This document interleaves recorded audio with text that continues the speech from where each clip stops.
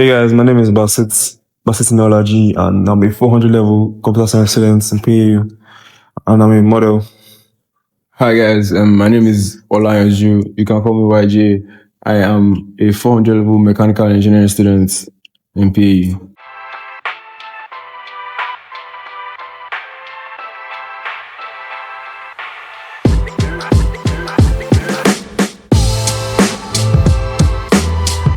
Okay, well, on pick and spill, I'll be picking a piece of paper, read the dilemma out, and we'll both say our views on it. Yep.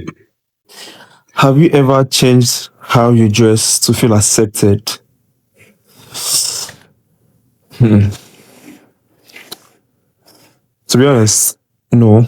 I don't think that's something I've ever done before.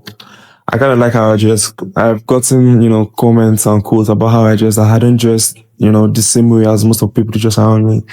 And began to find pride in it that, yeah, man, I think I like the fact that I stand out. So some people call it like outside fashion and that kind of situation.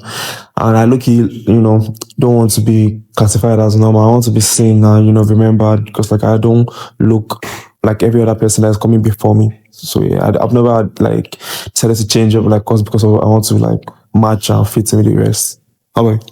At a point, I did, yes, in my 100 level. That you like? I used to wear cargos.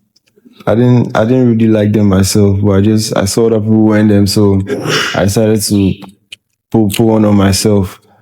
I decided later, like maybe year 3, year 4, something, that I wanted to start dressing how I felt, how I wear what makes me feel comfortable. So if I'm comfortable wearing something, that's what I'll go for. Not because other people are wearing something now. Yeah. All right, next one. I always compare myself to influencers. I mean, it depends. It depends really. If you want to be a certain type of person and you look at someone that is also doing this, but they're doing it better than you, you can get something from them. You can use them as an example, but don't take it too far. In you know what I mean. Don't. There's limits to it. Yeah. So I don't always compare myself to influencers because she says always. I don't always compare myself, but if it's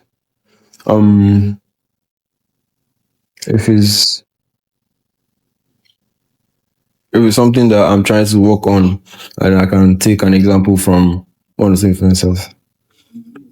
I don't feel like I compare myself to influencers, but I feel like I use them to realize or actualize my potential.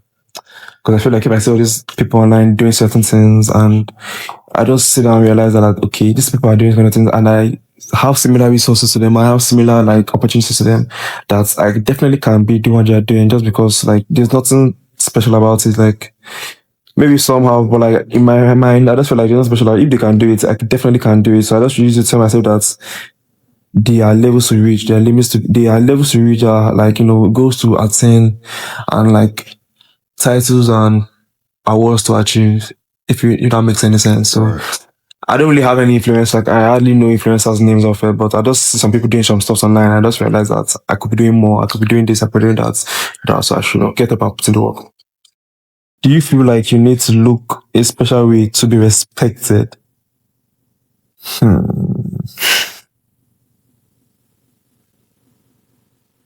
I mean, not gonna lie, in Nigeria, unfortunately, that we are in, in certain settings, certain spaces, yeah, you do need to look a certain kind of way to be respected, and that is how it is. Apparently, I've come to the realization that that's how it is. If I'm going to this place and I'm going there, this is how they do things here, I'm going to have to conform to how they do this there.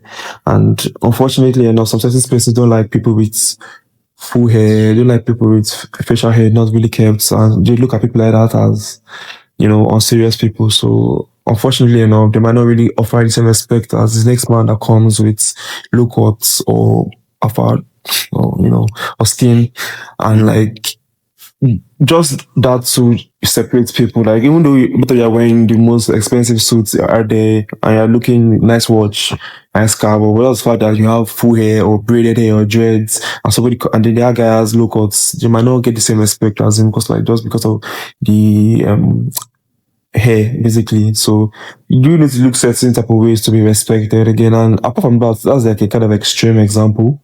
In a simpler sense, like if you're trying to go, let's say anyway, basically, and you don't put yourself together properly, people might not, respect you because they won't see you as somebody that values it other people's time. Because, like, why am I coming to meet somebody and I'm not putting myself together? Like, somebody took their time to look decent. I should have the respect and decency to do the same as like a mutual respect for the other person trying to meet up with. So, Yeah, I agree with you there. It all depends on the environment you're in or you're going to. If let's say my internship that I just had, I couldn't go there with my normal clothes. I had to make a first impression to gain that respect of people because they don't know who I am, but like they see what they see. Like the first thing they won't know me before they won't know me before they see me. So it's after they've seen me, they see what I'm wearing, that they have that first impression of who I am. Then they get to know me. So I feel like the dressing should be it has to do with the environment that you're in. have you ever hid or felt pressured to hide an insecurity? No.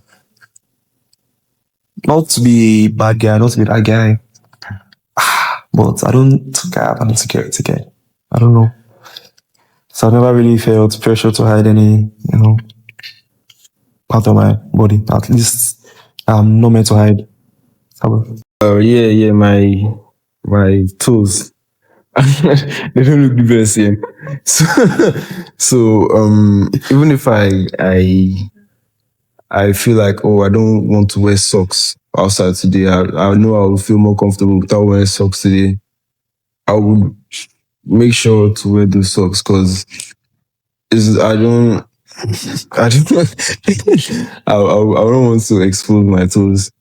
Oh yeah, so yes, I have that extra yeah, and I hide it a lot. Can men have body image issues? What do you mean by body image? So I feel like, their body image is not looking right. How do you look at their body looks? Fatness, shortness, all the sorts, which is totally fine, which is totally fine. Okay.